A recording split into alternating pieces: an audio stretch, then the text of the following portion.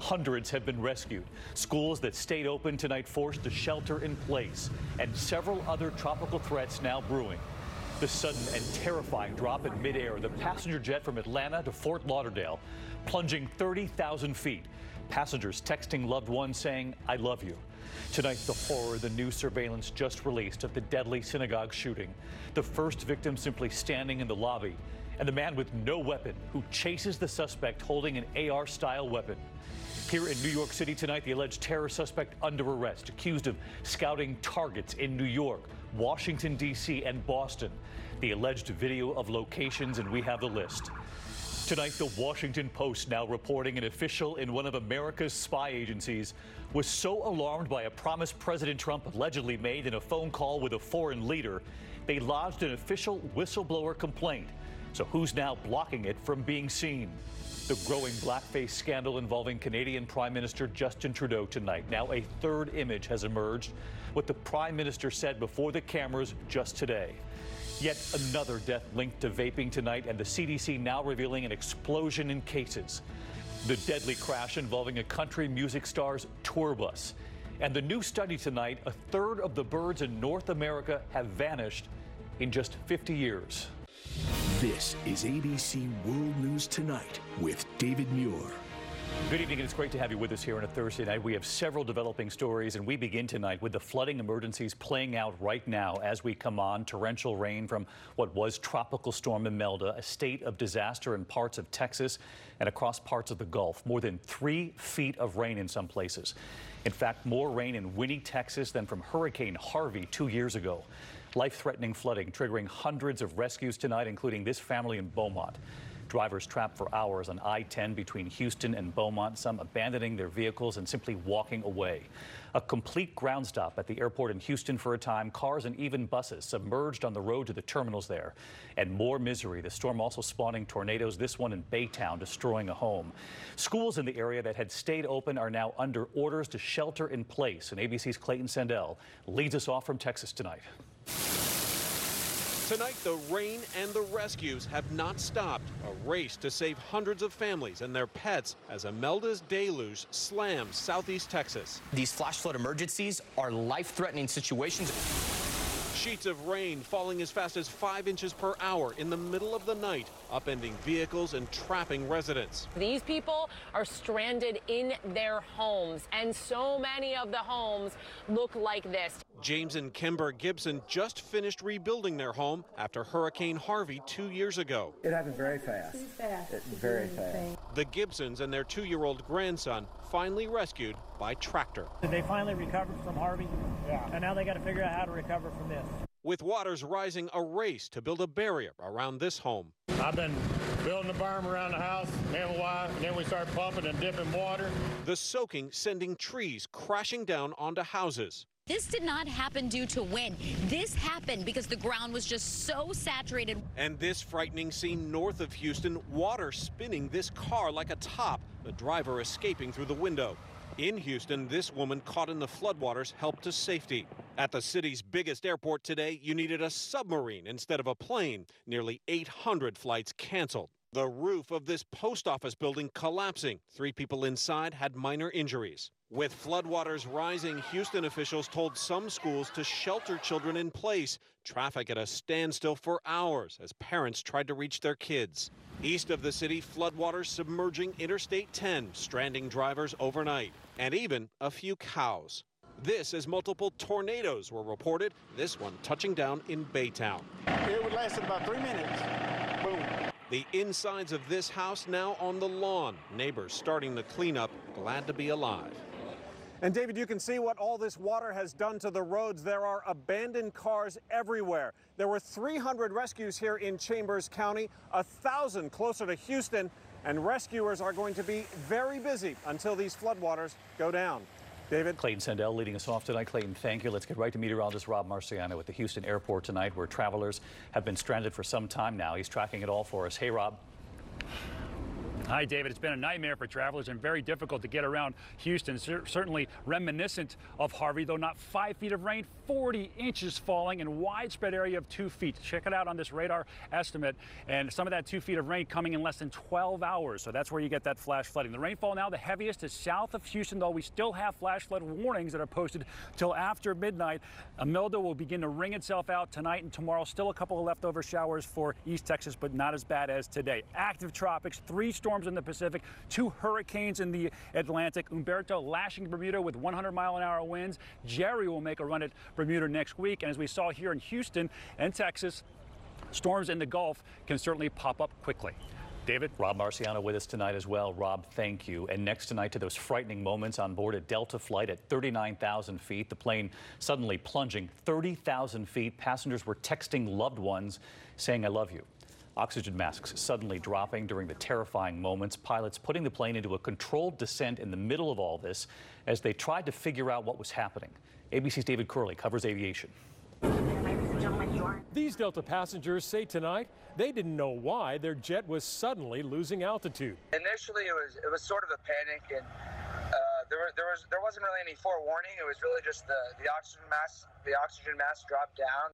Oxygen masks mean cabin pressurization problems. Some of the frightened passengers texting their loved ones. Delta says the crew of the flight from Atlanta last night got a warning, an irregularity, and the procedure is to get down to 10,000 feet as quickly as possible where the air is breathable. One of the flight attendants, I believe, grabbed the intercom and was just repeatedly over the intercom stating, "Do not panic, do not panic." A lot of people were kind of hyperventilating, breathing really hard. In just 8 minutes, the jet lost 30,000 feet in altitude, from 39,000 feet down to 10,000, where the masks are not needed. The crew diverted the Boeing 767 to Tampa, where passengers were rebooked or took a bus to Fort Lauderdale. This must have been so alarming for people on board that flight. David is with us tonight, and any indication of what the problem was? You know, Delta flew in a special crew to look at that aircraft, but so far no indication of why they got that warning light about a cabin pressurization problem. David? ABC's David Curley, who covers aviation. Thank you. And next, the chilling surveillance video just released tonight of the deadly shooting at a synagogue near San Diego. The gunman seen entering with an assault-style rifle on the last day of Passover. That was in April. He killed one woman who was simply standing in the lobby and wounded 3, including the rabbi, before rushing out. And then the heroes, including a man with no weapon, chasing after the suspect who was holding that AR-style weapon. Here's ABC's chief national correspondent Matt Gutman tonight. For the first time, we're seeing video of accused hate crime killer John Earnest storming that San Diego synagogue with an AR-style rifle, opening fire even before he got inside. In a preliminary hearing today, prosecutors laid out their murder case in that April shooting. Among the key evidence, that surveillance video. Entering the synagogue, the shooter immediately encountering Lori Gilbert Kay. She turns to flee, but is cut down by bullets.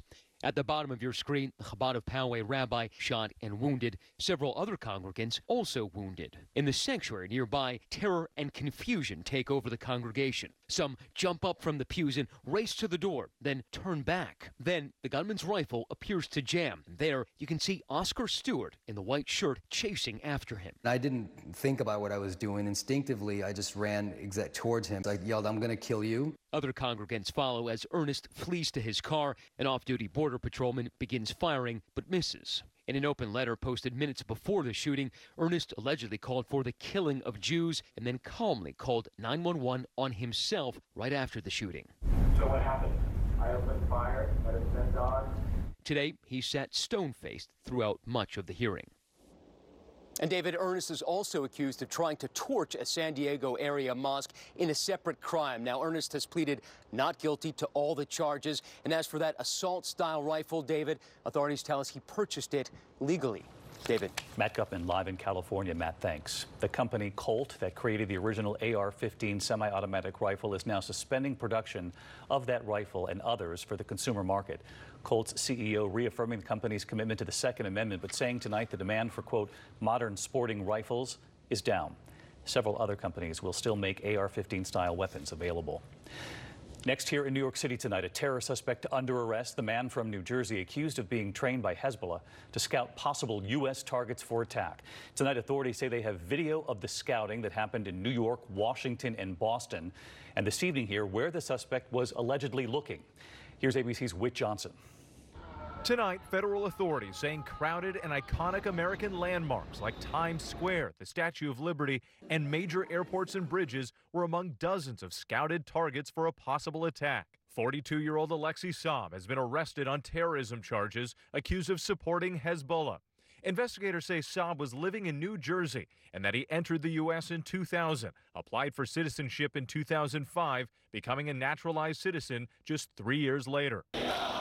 Authorities say he made 10 trips to Lebanon over the past 2 decades, receiving extensive weapons training, AK-47s and M16s, and learning to make explosives. Court documents showing drawings Saab allegedly made of bombs, the FBI recovering photos and videos from Saab's devices that they say depict his potential targets, including Boston's Fenway Park and the U.S. Capitol in Washington, D.C. And David, the George Washington Bridge behind me, one of those targeted sites. Prosecutors also say that Saab admitted, he confessed that he was paid $20,000 to marry a woman he hardly knew to gain her citizenship, but that alleged fraudulent marriage is what prompted his initial arrest. David? All right, Whit Johnson live in New York tonight. Whit, thank you. And now to President Trump. And the growing mystery tonight was a secret promise made to another foreign leader. Tonight, the Washington Post is reporting an official in one of America's spy agencies was so alarmed by a promise that President Trump allegedly made in a call that they lodged an official whistleblower complaint. So who's now blocking that complaint from reaching Congress? Here's Pierre Thomas. Tonight, the Washington Post reports an official in one of America's spy communities became so alarmed by a secret promise President Trump allegedly made in a phone call with a foreign leader this summer, they lodged an official whistleblower complaint with the intelligence community's Inspector General.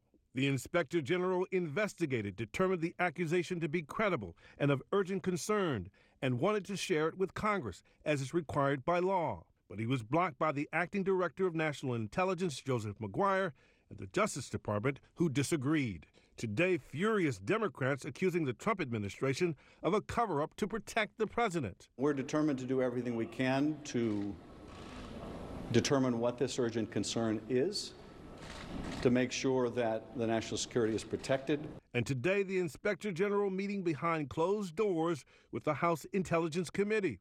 But sources say he refused to reveal the nature of the whistleblower's complaint or whether it was focused on President Trump. Who do you think that this allegation, this complaint involves? Who is in a position to influence an acting director of national intelligence who's not been on the job very long,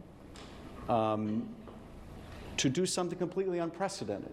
ABC News has not independently confirmed the Post report, which does not name the foreign leader or the nature of President Trump's alleged promise. For his part, the president dismisses it all as fake news, adding, "Is anybody dumb enough to believe that I would say something inappropriate with a foreign leader while on such a potentially heavily populated call?" But this is not the first time his communications with foreign leaders have come under scrutiny. In a 2017 Oval Office meeting, he was accused of sharing classified information with a number of Russian officials. Among the foreign leaders he spoke to this summer, North Korea's Kim Jong-un, Britain's Boris Johnson, the president of Ukraine, and Russia's Vladimir Putin. So many questions still tonight. Pierre Thomas live on the Hill. And Pierre, the chairman of the House Intelligence Committee, vowing to take this to court. And as you reported, he called the administration's refusal to share the whistleblower's complaint with Congress unprecedented. David, there's a law specifically designed to make sure whistleblower complaints actually get to Congress. Chairman Schiff says this is the first time a director of national intelligence has stood in the way. He said the director better have some answers when he testifies in public next week.